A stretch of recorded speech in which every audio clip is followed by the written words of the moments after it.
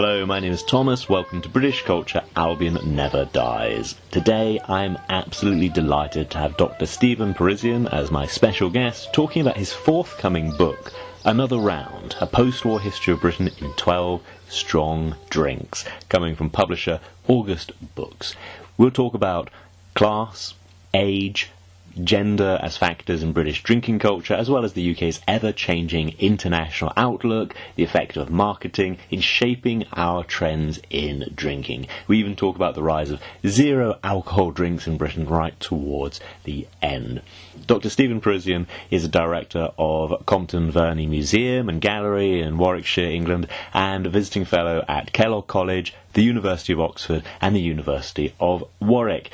He is an experienced academic, and I've read this book, I've read an advanced copy of this book, and I can quite genuinely say if you enjoy this podcast, you will enjoy this book. So I'll give details at the end of how you can get a copy on the day of release.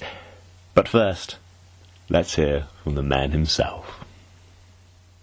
Okay, Dr. Stephen Parisian, thank you very, very much for joining me today. Delighted to join you, Thomas. Now, you are an Oxford historian and have a new book coming out on a very particular piece of British culture. Is that right?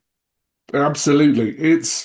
I hope it's something different. It's looking at British post-war history through the prism, if you like, of what we drank in those decades. And I think the idea is using well-known drinks to tell a story about the British people, our social life, our aspirations, our drinking. In a way, as I say in the introduction to the book, I think perhaps more than many, if not any other nation, we're defined by what we drink. And as you know, you're the last person I should tell about this but it's something that crops up a lot in the James Bond books. Drink permeates visual culture in Britain after 1945. Absolutely. I mean, we were used to Bond in the films has his martini, shaken not stirred, or bourbon, depending on which Bond you like. But in the books, it's so much more rich in terms of what he drinks. Yeah. Am I right? The drinks that you talk about, it's not your personal recommendations as such. They're not necessarily a recommendation of what we should be drinking. Gosh, absolutely right. People have mentioned the idea of the book to say, "Oh, be brilliant! God, won't the launch be fun?" I said, not necessarily. The drinks are sort of combination of the good, the bad, and the ugly. There's some ones that I wouldn't. I've tasted all of them, but some are not my usual tipple, and we won't be serving them for any launch events. I tell you. Yeah, I was thinking at one point, there's a nice chapter on G&T. I could drink G&T whilst I'm reading about the chapter. We got to a few chapters where I might not be drinking this drink. Yeah. If you want to knock back, pints of Bucky wine, that's up to you. But it's not a regular drink for a lot of people. Fair enough. Can I ask what led you to write this book? What was the journey to this book? Yeah, for years, I've been interested in the history of drink. I've lectured on the history of gin for a lot of British museums. I was a museum director for many years, just as a way of getting different sort of audiences into the museum. I also, for 30 odd years, helped run the National Pub Design Awards with the campaign for Real Ale. So I've always been a great fan of Real Ale, of beer. I'm just fascinated by the drink industry, and I should say, I've been working for years in the archives, working this proposal out. But actually, of course, it came up in a pub conversation. But then the idea was, well, let's make something of it. Let's see if we can create a history of Britain, and say using alcoholic drinks as the vehicle for looking at how the British developed since 1945. And drinking is, as you mentioned, a peculiar aspect of British culture more than many other parts of the world. I'm wondering if you have any theories on why that might be the case. Good point. I think one of the obvious reasons that it's been often said, we are a Northern European country, and if you look at us and the Dutch and the Germans, and particularly the Scandinavians, there's always a sort of double-edged relationship with alcohol. It's cold and wet and sometimes snowy. You want to stay in, and it's not a place where we can relax, despite what all the ads suggest, where we can relax under in sun-drenched skies, with little cocktail umbrellas, sipping our wine. I think the weather has led to a certain amount of introspection, often, if you like, gallows humor. I think that lends itself to, well, as again, any Northern European country would testify to, yeah, quite heavy drinking. I mean, you don't, it's a truism, isn't it? But when we go to France, Italy, you don't tend to see binge drinking, Mm. mobs of drunk young people on the street. If you do, they're probably British or German. Very true. And yeah, you do touch on kind of what we might call the darker side of some of these trends, right? Yeah, I mean, it is it's a constant battle in a way to obviously promote. We're not looking to drift into prohibition, but also promoting drinking responsibly as a social adjunct rather than as a means of escape or a means of exhibiting perhaps rather antisocial tendencies.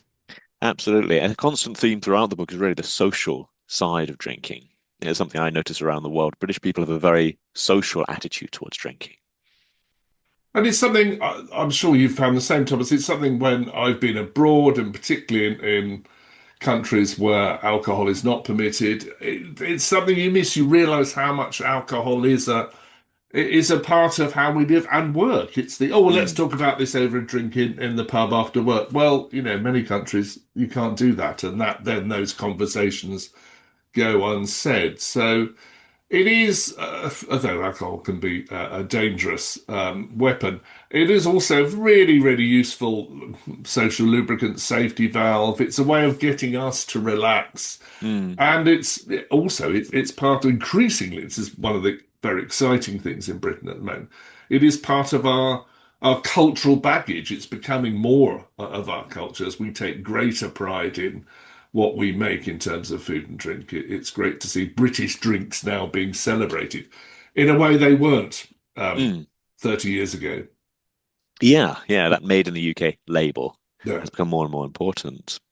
I was interested that the trends you describe also cut across classes, so all classes of British people drink, although sometimes in different ways. Absolutely, and it's you could say it's reflective of British society. Mm. One genre of drink that I didn't have space for is rum, and that could be that Mm. could be in the sequel. But again, fascinating if you just look at the Royal Navy in the certainly in the 90s up to what was it 1970, 71. Yeah. Um, the rum was the drink for ratings, and gin was the drink the officers drank. So Hmm. yeah, there was already a class division on board ship. Yeah. Yeah. And was part of it's part of your pay. Yeah, exactly. Yes. What a shame that's not happening anymore. Yes, yes, I do know wholesalers who still resent that. I was particularly struck by how the aspirational middle classes clung on to certain fashionable drinks throughout your book and different trends. I wonder if you'd mind talking about that a little. Yeah, I mean, one thing that surprised me, and I'd worked with the product before, was how sherry survived into the relatively modern era. I mean, Mm, sherry sales are down now, although specialist sherries are doing very well. But Harvey's Bristol Cream, which I feature in the book, is still the market leader.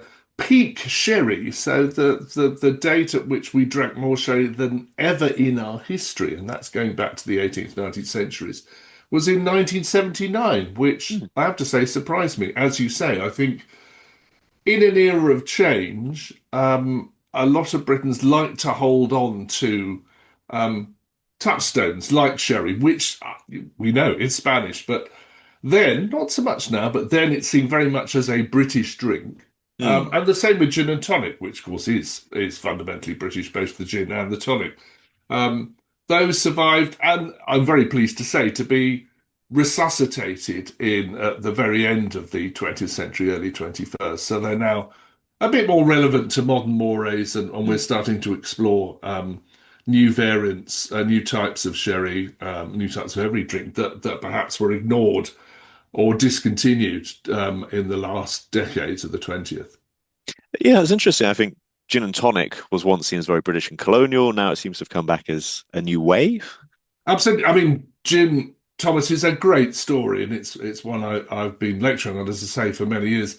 Um, the the social decline and the social ascent of gin is fascinating. Mm. Mother's ruin in the Georgian era, famously the gin craze, where awful things happened, you know, and then because of a number of coincidences, the phylloxera epidemic, the little horrible little louse that infected French vines in the Mm. 1860s, um, decimated French wine production, particularly French brandy production, which meant that gin suddenly was fashionable because we couldn't get brandy. So instead of the brandy and soda, it's the gin and tonic, and the whiskey and soda was promoted. Gin, from being what you drank to get drunk in a gin palace, suddenly ascended the social scale.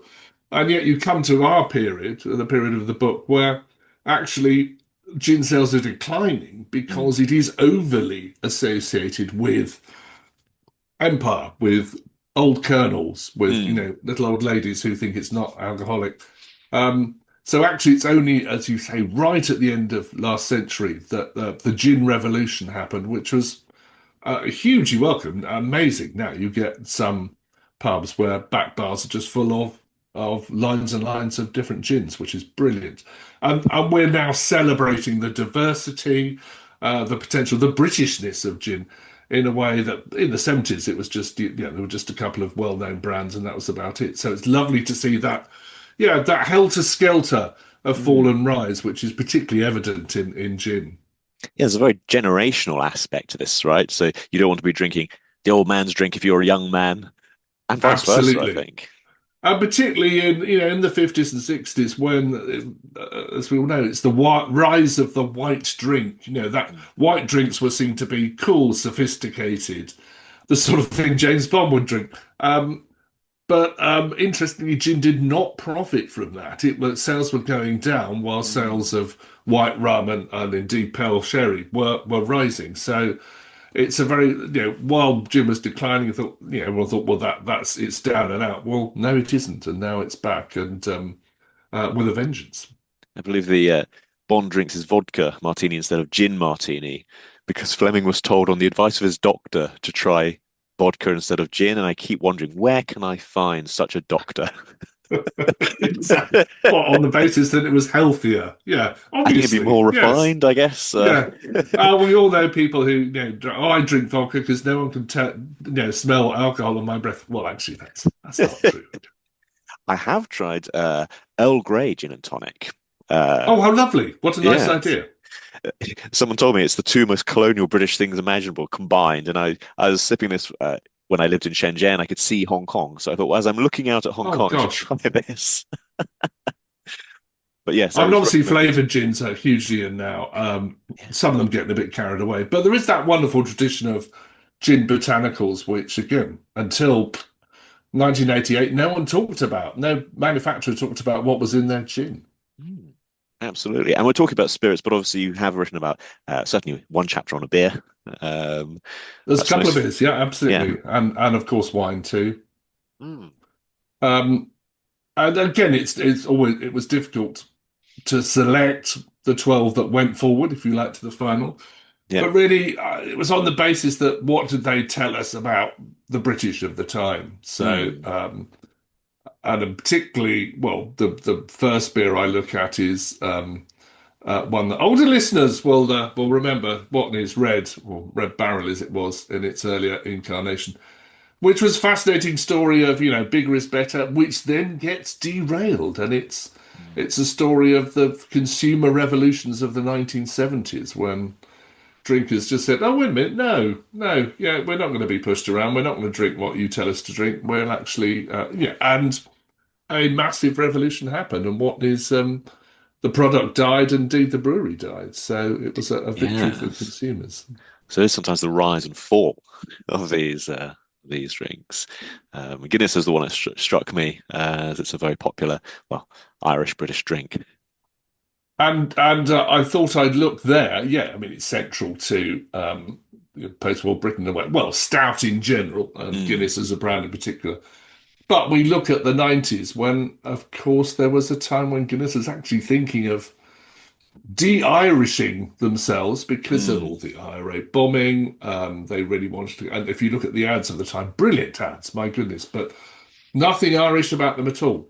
They were thinking Yeah. of getting rid of the little harp, which Mm. is seen as, well, it's Ireland's national emblem, the other way around. But and also, how the Guinness trial, the famous Guinness trial, dented the reputation of the company, not so much the drink. And I think that's one of the great successes of Guinness, that its sales continued even though Guinness was being, as a firm, was being mentioned in the nightly news for days on end. Yeah, but the role of advertising you mentioned, I mean, that's huge for some of these drinks. Absolutely, and one or two we talk. Well, I talk quite a bit about advertising as a vehicle, and we start with that post-war perennial baby Mm. sham, without which, I wouldn't be able to write the book. But really, that is the first British brand that's created by advertising. It's the first alcoholic drink to appear on TV advertising Mm. in 1956. It's a creation of advertising and marketing. What a clever campaign for what was, fizzy pear juice. Let's face it. Yeah. Um, but not over promising in my view. It wasn't. I mean, Mm. I know there was the court case where um, Baby Chan were accused of pretending it's champagne. You thought, well, only an Mm. imbecile would think it's champagne. It's sixpence, for goodness sake. So, it's not champagne.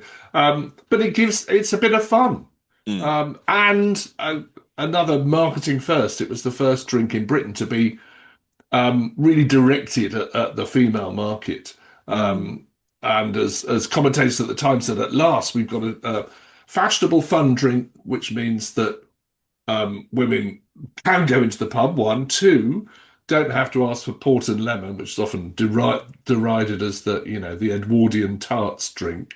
So they've got something that they can drink and not be pestered and not be laughed at. So Yeah. a huge success, and it's all built on advertising. As was, well, so many drinks brands, of course, post-war, and we look particularly at brands like Blue Nun, which Mm. from um, a product that we may laugh at now, unbearably sweet.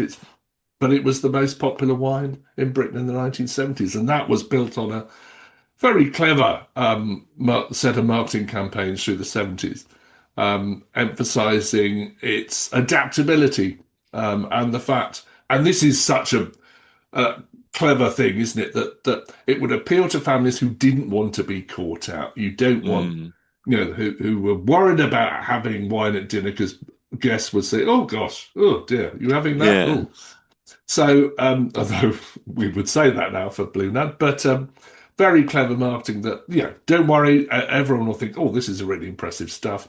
So you won't be socially embarrassed drinking this. Yeah. Not much, as I say in the chapter, hardly anything, in fact, was made of its Germanness. Mm. The fact it was a German Liefraumilch was purely coincidental. It was about social social approval. Yeah. Um, the fact that it's something that would be the gateway to sophistication, and you wouldn't be laughed at. Yeah, as you mentioned, the with wines, it can seem so easy to get it wrong and so hard to get it right in a kind of social verification sense. And particularly the British, because we're not well, we haven't been a winemaking country. We are now, I'm Mm. pleased to say, but we weren't since the Middle Ages. So we were nervous. Obviously, there'd been a recent tradition of wines being sweetened up for the British market. Of course, Blue Nun's famous predecessor, Matthias Rosé, had cleverly captured that market, which Blue Nun was able to exploit. Um, and it's not so much people are saying, oh, it's about people going abroad more on package holidays in the 70s. Not really. Mm. One, they did really go to Portugal at this time for Mattis Rose, and who went on package holidays to Germany. No, it's more about a general sense of European sophistication. I think a key landmark there was us joining what was then the EEC in 1973. The idea of Europeanness, which of course Mm. has rather exploded in our faces since. But it's fascinating how Britons want to be seen as sophisticated, middle class Britons in Mm. particular. And again, not laughed at, not oh gosh, you're drinking that. Oh my goodness, what are you like? A previous guest referred to his fear of curtain twitches in the UK, the neighbours Absolutely, looking bang out and, on, bang on. Yes, it's the oh dear, dear, I saw what bottle they're oh, taking into their yeah. house. Which, as you say, Thomas, really, it's all about the class system as Mm. well. It's the aspirational. Oh, you're still quite working class, really, aren't you? Because you're drinking this stuff. So, yeah, everyone's very worried. Whereas Mattis Rosé, and then particularly Blue Nut and its many imitators, seem to guarantee, well, the advertising guaranteed respectability at the dinner table. No, absolutely. And that's really interesting. And also the tie to national identity. If we see ourselves as European, then perhaps a European drink comes into fashion. When we start to go it alone, we're interested in British drinks. Very good point. And it's interesting in the 70s, and I make a bit of this in the chapter. We're drinking German wine throughout the 70s, but in popular culture, in boys' comics, in national newspapers, certainly on the TV, we're still fighting the Second World War, Yeah. Achtung, Spitfire, etc. So cleverly, Sichel Zöller, who import the drink, don't make much at all of its Germanness. Mm. It is, as I've called the chapter, a case of don't mention the war. No, absolutely. And you mentioned the troubles as well with Guinness, whereas now there's so many Brits who would like an Irish passport. I think they're making quite a big thing of their Irishness. Absolutely. Haven't things changed? My goodness, yes. Yeah, and Guinness now is very happy to embrace its Irish roots, which is great. Because, yeah, again, another thing that certainly as late as, gosh, I can't remember. I think the mid 90s, where um, most Guinness in Britain was brewed not in Mm. Dublin, nowhere in Ireland, but in Park Royal in West London. So it's yeah, it wasn't a particularly Irish drink in the 90s. Absolutely. And there's one more thing you touched on very briefly. We've talked about class and we've talked about age. You did mention gender, right? So there's men's drink and there's women's drink, and there's men who work hard, drink hard. Hard drinking women is a slightly different thing culturally. Absolutely. And where it starts with things like Baby Sham and Bristol Cream, which, I remember seeing research groups into Bristol Cream. A lot of the female drinkers were trying to convince themselves it's not really alcoholic, is it? Mm. Well, actually, yes, it is. And we explore those gender profiles well with the two cocktails in the book. The margarita, which first really shot to prominence in the 80s, and of course, recently, the Aperol Spritz, Mm. which are very much seen as drinks for the female market. And yet, my goodness, certainly the margarita is not weak by any means. And both drinks are fairly colourful. So there's the idea of colourful Exactly. cocktails for ladies and clear ones for men. Exactly. Yeah. Manly. Yeah. You don't. Yeah. We've all been there. Oh, my cocktail's rather pink. What's Yeah. that say about my masculinity? Um, yeah, absolutely. And it's the same for younger people. The idea that of the binge drinker may Mm. be frowned upon a lot more than it was in the 80s, but it's still not gone away. You look at the success of alco pops and their derivatives. The WKD chapter. It's well, a great British introduction. Hurrah for Britain, and the unlikely town of Torquay. But yeah, and how also WKD, I'm not paid by them to say this, has cleverly shifted its ground as tastes change. Yeah, now it's they're trying to sort of jump on the energy drink bandwagon, but it's basically they're trying to convert it into an alcoholic energy drink. Very Mm. canny. Not sure it's particularly wise, given obviously a lot of drinkers of WKD, whatever everyone may say, will be underage drinkers, Yeah. teenagers. So there are a lot of social problems, and we explore that too in the Buckfast Wine chapter, where yeah, it's made by delightful monks in a Devon abbey, but a lot of its um, drinking market is in the poorest post-industrial areas of the Scotland Rust Belt and Northern Ireland, where certainly the Scottish Assembly is trying to combat the abuse of alcohol by trying to work with the makers of Buckfast wine. Yeah. I must admit, I always associated it with Scotland rather than Devon, so I was quite surprised when I got to that Yeah, bit. exactly. Yes. My goodness. And it is very, it strikes me that Buckfast One is such a sort of pre-Reformation story. It's like, Mm. here's these Catholic monks, we could be in the 15th century making this extremely strong, a very popular product, which, let's face it, makes an awful lot of money for the Yeah. abbey and its estate. Um, Yet it's not little old ladies in Devon who are buying it. It's people who want something cheap and highly alcoholic and with a good dollop of caffeine as well. So to give you that get up and go. Yeah. Um, And I'm interested, sometimes it's external factors. Drinks just suddenly become popular, they just do. And sometimes it's a real hard drive by marketing experts. Be able to look into that. What makes some and drinks it's true. click? And within the chapter headings, I do look at some that have failed. Mm. When we explore sherry, for example, Harvey's in the early 80s trying to promote Brave, and I see what they were trying to do, a mixer sherry.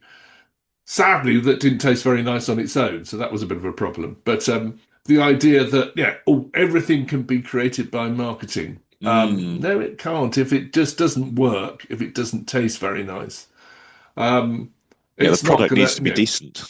Exactly. And particularly when we're talking about massive sales, Mm. that you need to achieve an economy of scale.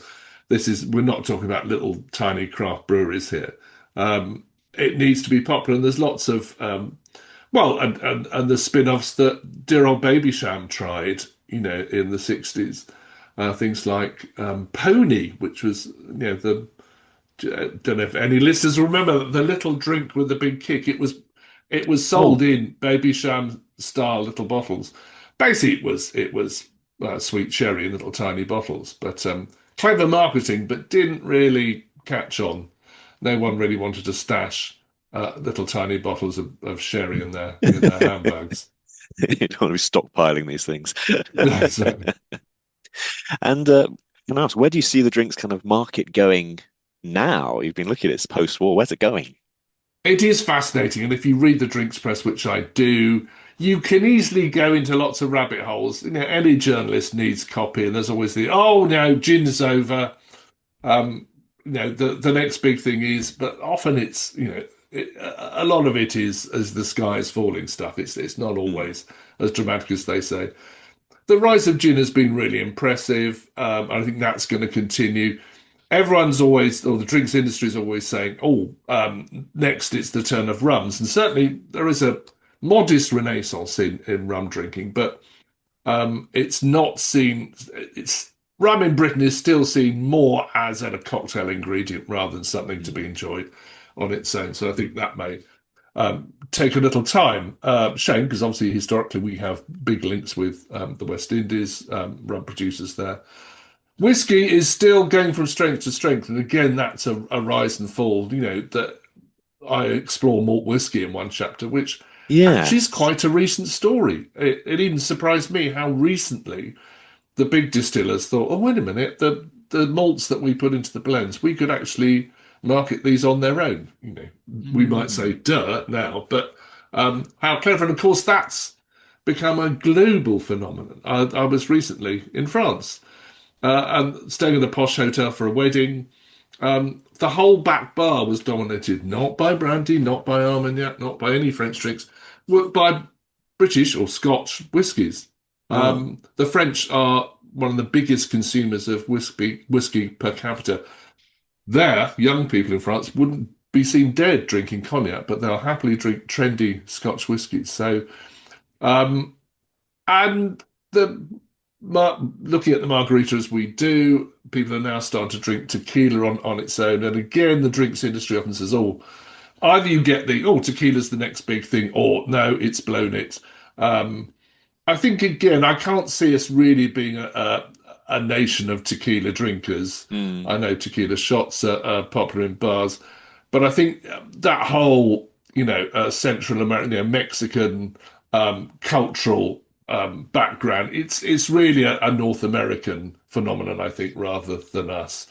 I adore margaritas, so I'll keep drinking them, and they've become a staple cocktail, even in fairly basic pubs. But I think my money is on gin and whiskey continuing their rise. I think other spirits and other beers will come and go. What is a little concerning at the moment in the beer trade, as I'm sure you know, is that it's a bit like back to the 60s, bigger and better. The huge global beer producers are cannily buying up all the little craft breweries that sprang up in Britain over the last 10, 20 years.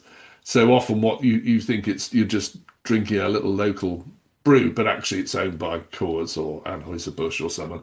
That's a bit concerning because, again, it means the choice at the bar will be curtailed and managed. So, Yeah. but there's still lots of little, although many have gone to the wall, very sadly, there are still lots of small breweries that we should encourage and patronise. Okay. And we only have one more question. There's one trend that has been talked about a fair bit, which is the increasing number of alcohol-free drinks, alcohol-free gins. I tried one recently, it was quite startling, and an increasing number of young people not drinking. Yeah, again, the drinks trade tends to get all in a tizzy about this. I think it has been exaggerated, but it's true. Younger generation still binge drink, but rarely, and yet don't drink so much as perhaps people of our generation would have done. And that is true. I think zero alcohol or low alcohol works for some drinks.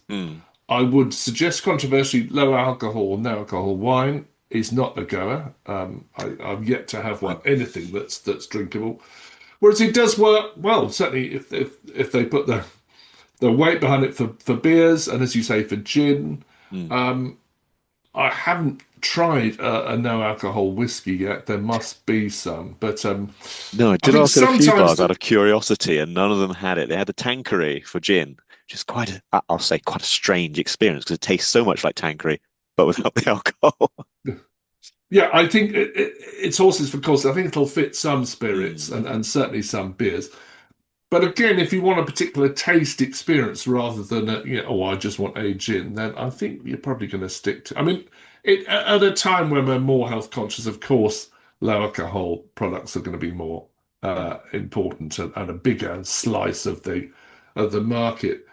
But I think it's good not to get too overexcited about this. I think Britain is all about alcoholic drinks, and it has been since the 17th century. So I think that our cultural links with the history of alcoholic beverages will continue. I feel that's a safe place to leave it, except to ask, your book is coming. It's available, I think, for pre-order now on Amazon. Is that right? It is indeed. It's published in mid-September. Okay, then thank you very, very much for joining me. It's been an absolute pleasure. Thank you so much, Thomas. Lovely to talk to you. Thank you very much for listening to today's episode. Dr. Stephen Parisian's forthcoming book, Another Round, A Post-War History of Britain in 12 Strong Drinks, will be published on the 11th of September 2025, but it is available for pre-order now on Amazon and all good booksellers. It's available in hardcover, $14.99, paperback, $9.99, and e-formats, $9.99 on day of release, but if you pre-order it, it will arrive magically through the mail or magically in your Kindle. I've done this a few times recently with books that are forthcoming and really enjoyed it. As I say, I have read an advanced copy of this book and I genuinely recommend it. I have, of course, worked in publishing, in academic publishing, and I would say it's actually a very difficult thing to walk that line between an academic book and a general readership book, because you want something different from an academic book that you want from a cozy read in the evening. I think this book actually walks that line very well. In fact, I would say Dr. Stephen Parisian kind of makes it look easy because he's just so good at it. So I really enjoyed curling up with this book, and quite genuinely, I do recommend it. Another Round, Post-War History, Britain in 12 Strong Drinks, available very soon.